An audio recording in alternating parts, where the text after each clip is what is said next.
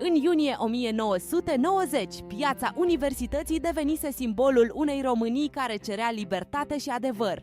Timp de săptămâni, studenți, intelectuali și protestatari au cerut ruperea de vechile reflexe comuniste. Pe 13 iunie, autoritățile au încercat să evacueze zona, iar haosul s-a aprins imediat. În orele următoare, orașul a fost inundat de mineri aduși din Valea Giului. Prezența lor a schimbat totul, transformând protestul într-o demonstrație de forță împotriva societății civile. Clădiri devastate, oameni bătuți și frica răspândită pe străzi au marcat acea zi neagră. Mineriada a consolidat puterea politică de atunci și a frânat brutal speranțele democratice.